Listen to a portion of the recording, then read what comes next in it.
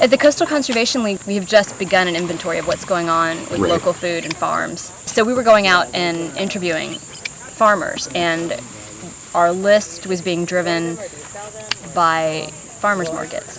And when I heard the story of how he had 4 or 5 people helping him at one point, but they all left, and he'd been alone since June, it was just like, oh my God, we need to, how about a crop mob out here? Most farmers are the same way about crop mob. When you say, like, we're going to come out, they're like, yeah, okay. And then they have to think about it for a while. At first they're usually like, maybe not yet, like, let me, and then the more you talk about it and the more they think about it, they usually are okay. They're mostly just worried it'll be too much to manage. And he was wanting us to wait until his friends came back. And I'm like, well, that's not the point. We want to help you now when you're overwhelmed. The idea of crop mob is that farmers are supposed to mob for farmers.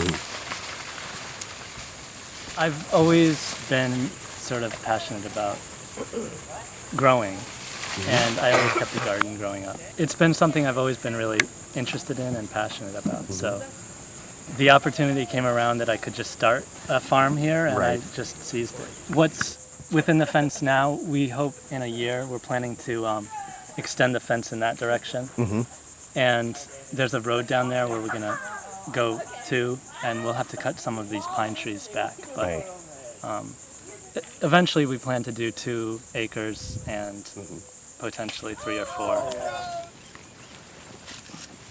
Are you just trying to prove that farming can be sustainable, or are you trying to make a point, or are you trying to make a profit, or are you trying to make a living?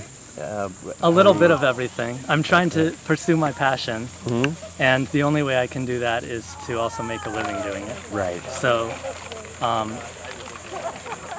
I just love growing out here, and I'm gonna try to find the happy balance between keeping it a labor of love and keeping an income that will be able to sustain me.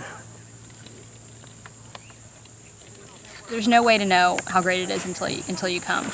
And I have learned so much. I thought I knew, when things were in season, because I read about it, and because I talk to the farmers. I had no idea.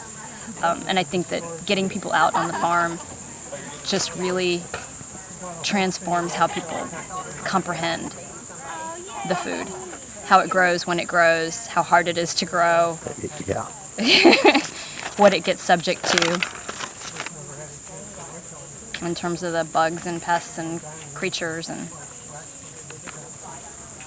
and the farmers are just great, and everybody that comes on these things are so great. Like, the community that forms around it is just, it's very social. I guess that's what I'd want people to understand, is it's really social. It's so amazing. I mean, it really is like validation for what you do for me, to see people come out and want to share and be a part of what we're all doing.